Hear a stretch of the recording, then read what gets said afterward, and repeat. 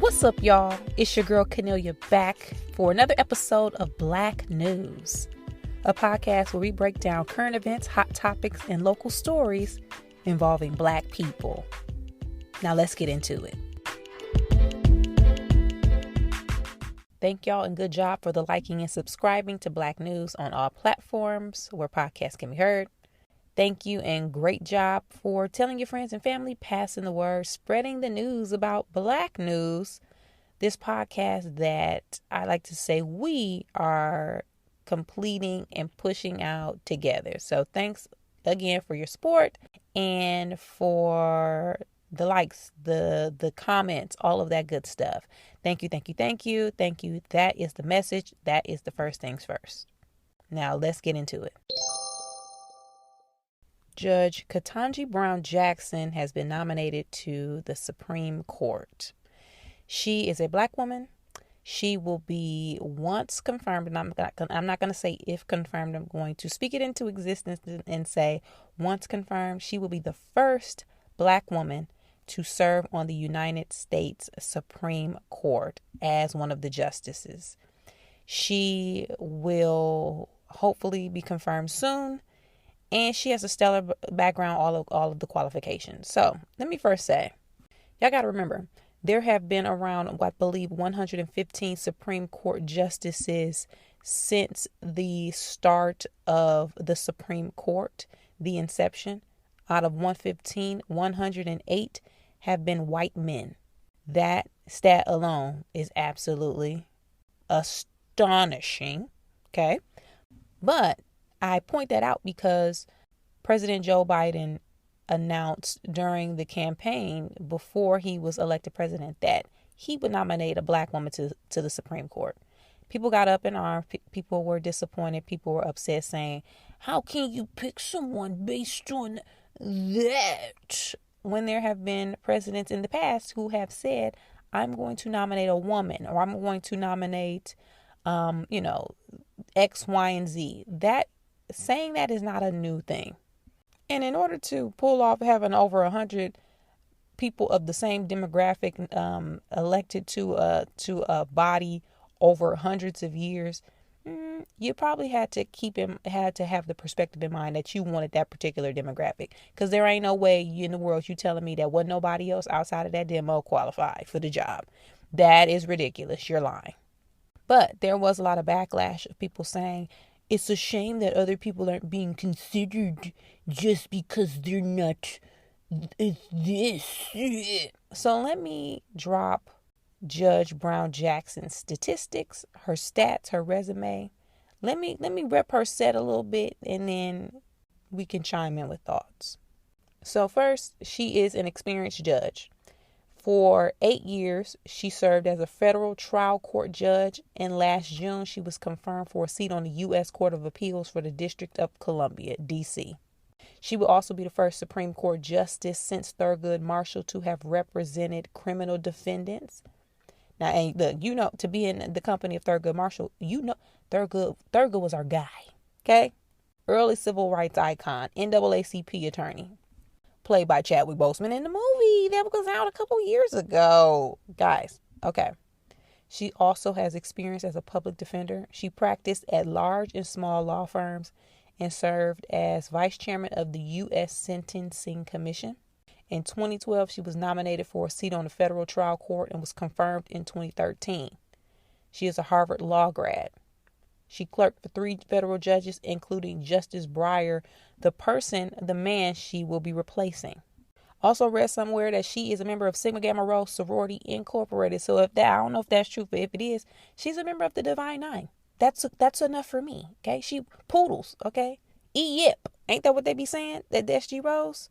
Okay, yellow and blue. She is qualified.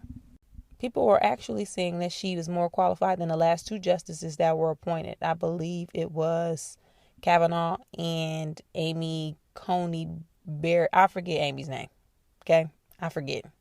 But I think the discussion and the argument about qualifications is null and void at this point, because we have seen that she has the resume to back up the work.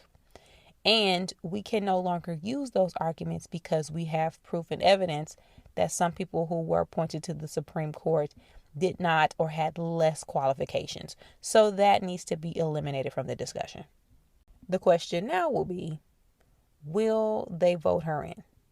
Now, y'all remember when President Obama was set to appoint Merrick Garland, I believe, to the Supreme Court.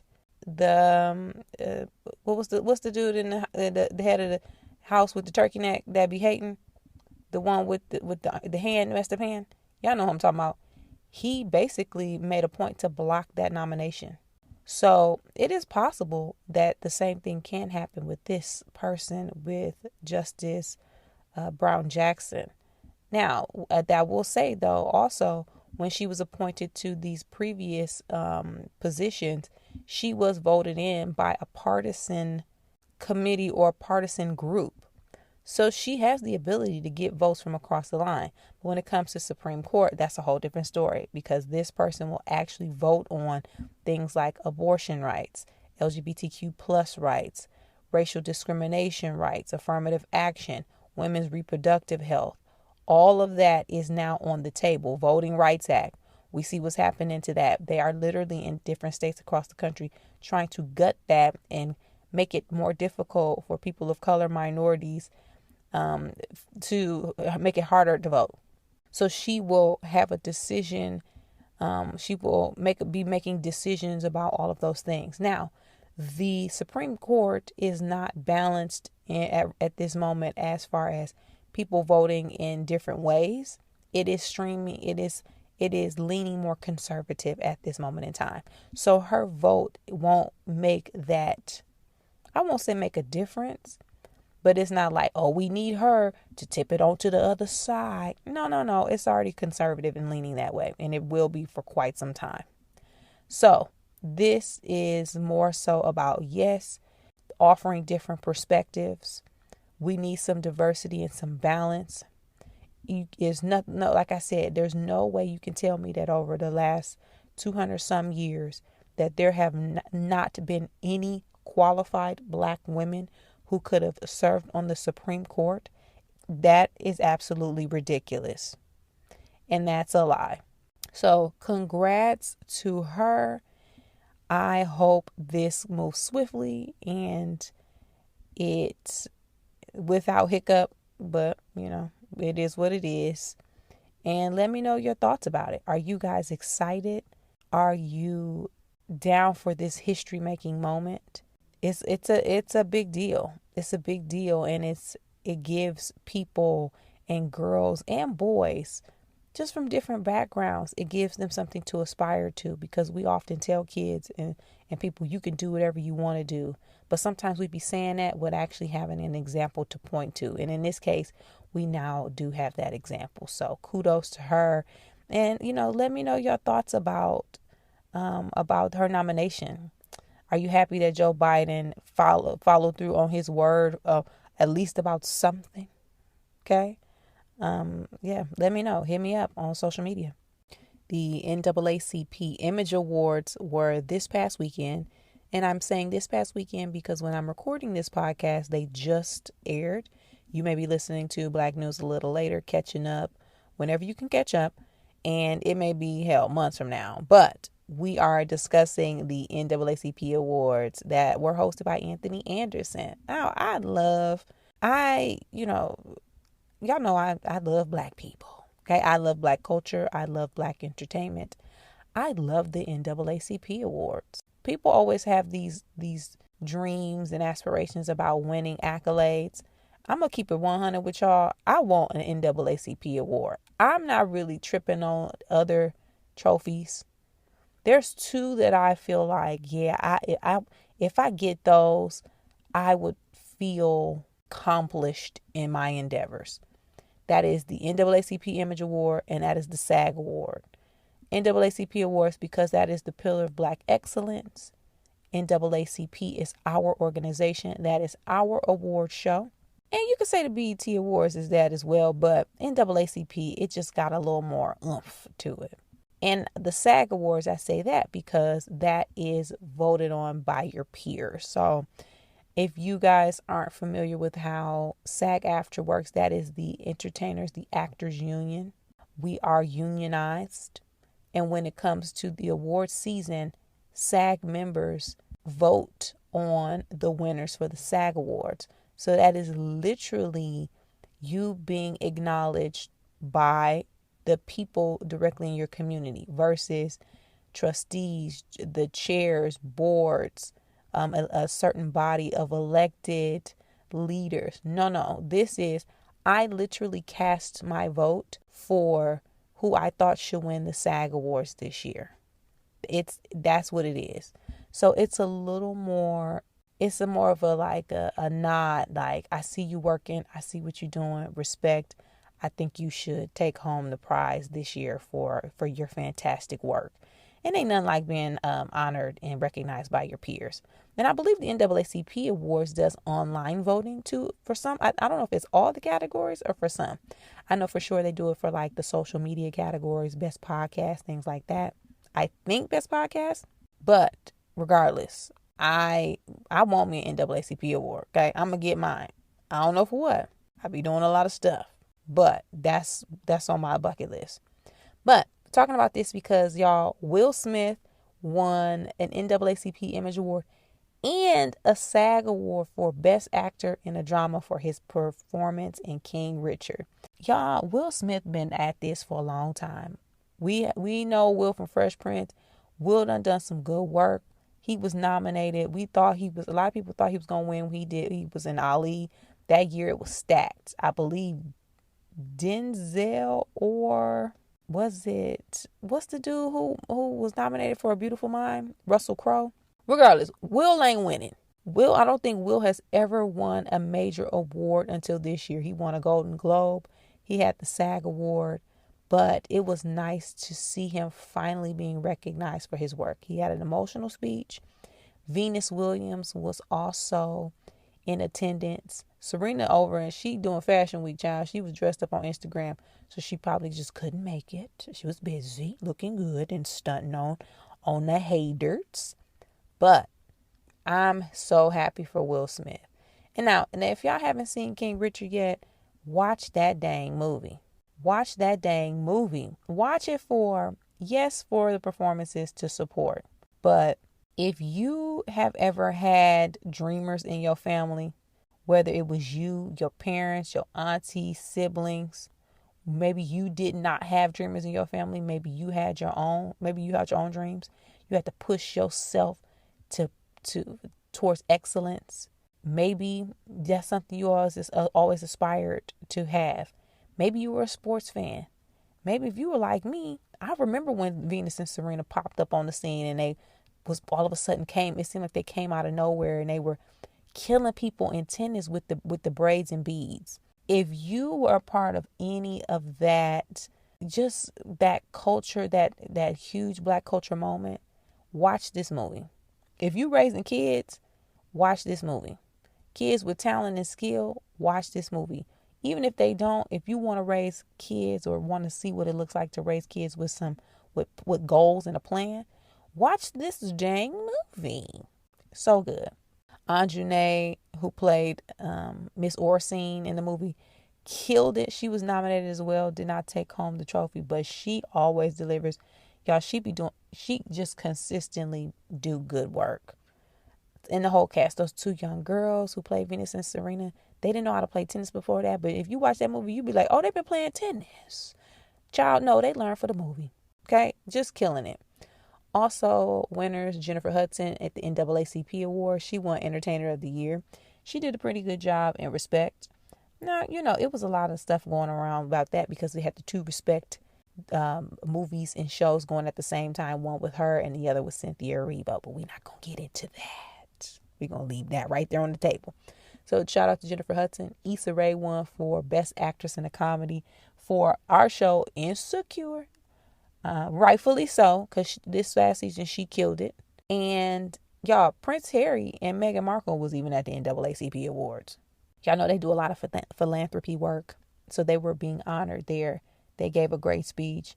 Harry was up in the building. I saw a picture of them taking that they took with people who were working the show. Child, Harry looked like he was at home. Harry probably looking for a plate. He like, who cooking the food? They were at the NAACP Image Awards. So overall, it seemed like it was a great night. They have multiple ceremonies with different categories. They have some, I think it's a couple of days where they present the awards for all of the the winners. And it doesn't fit in one day. The telecast is just for the big awards, which we saw and which was fantastic. Did y'all check it out? Who'd y'all think? Were there any snubs? I don't think so, but let me know what y'all thought. Hit me up and chime in. Next, I want to talk about the Russian and Ukrainian war that's currently happening.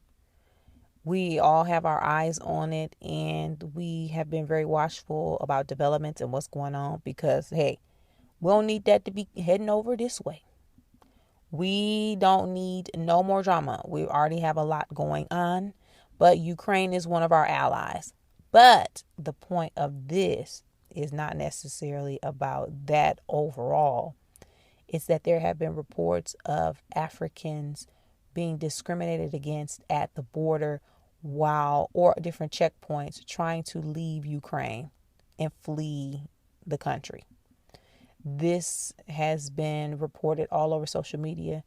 TikTok was blowing up from people who have friends and family, associates, and just been hearing word of mouth from actual Africans who have been talking about how soldiers, border control, police, authority figures have been denying them, pushing them off trains, taking their passports, not giving them any information, have them outside in freezing temperatures with babies and kids, not letting them leave and giving priority to citizens of Ukraine. Unacceptable. This also is another example, though, of how social media is a very beneficial tool. Once news and reports started circulating about this happen, people started posting resources and ways to, one, connect friends, family, loved ones, associates, or even strangers with help. It was good with giving out phone numbers for people, like contact this person. Different countries were looping in their embassies and making phone calls, getting on the phone. At one point, it was a lot of different African countries who were chiming in. Nigeria, Ghana, South Africa, telling their citizens what to do, where to go, and how to get back to their country on the continent. Social media is oftentimes looked at as a negative. I know I struggle with it all the time. It can be a very distracting, nasty, it could just be a weird and icky place. But it's always good when stuff like this happens. Not that the event happened, but it gives people the opportunity to show their goodness in their hearts and to really help one another. So if you know somebody who has been having issues in Ukraine trying to get out, check Twitter. Check social media, TikTok. It's literally all over the place. Hit me up if you don't know where to look for the resources. There is literally pages and tweets and tweets and tweets on what to do, how to help, where to go, all of that good stuff. So let's keep those people, the whole Ukrainian population, hell, Russian population, let's keep everybody in our prayers, because one thing we do not want is war. One thing we don't want is bloodshed. And it's just unfortunate that that's where we are now. So let me know your thoughts about it. Man, it's a lot. It's a lot going on. So how do you feel? How do you feel about it? Hit me up at Kennelia. Let's get into honorable mention. It has been 10 years since Trayvon Martin was murdered. 10 years, y'all.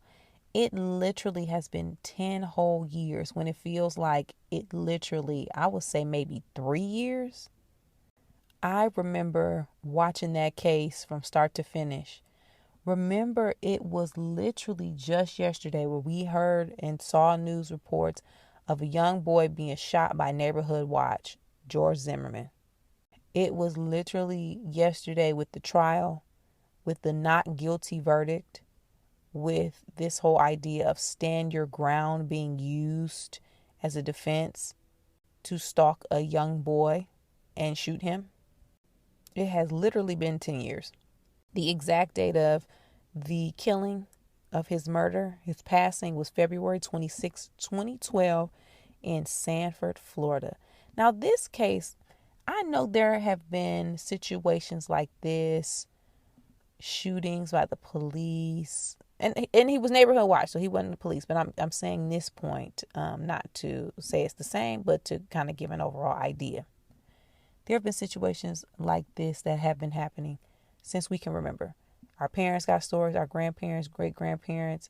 Hell, we can date back to right after slavery when they changed the laws so that because black people weren't obligated or were no longer able to be forced into work, that they could now put you in prison and make you do similar or worse work because of that. But that we're going down the rabbit hole. My point is, this case in a lot of ways kicked off our generation's version of our civil rights movement, our social activism, us getting out in these streets. This was one of them cases that literally woke up us, this age group, and had us like, oh, it's go time. It's time to do something. We got to act. We got to get up, and we got to get up out here in the streets, and we need to make some noise. So, while Trayvon Martin died for no reason, and while this was tragic, I know for one thing, that young man changed the trajectory and the conversation for us and about our rights, protection, policing, all of that. So some icons aren't made in the best way, but sometimes people are put on this earth for that reason. Emmett Till, Trayvon Martin, Tamir Rice, Breonna Taylor, Sandra Bland, George Floyd. Those people were put here, yes, for other reasons, but one of the biggest is to get us off of our asses and get us fighting for our rights. So, rest in peace, Trayvon Martin.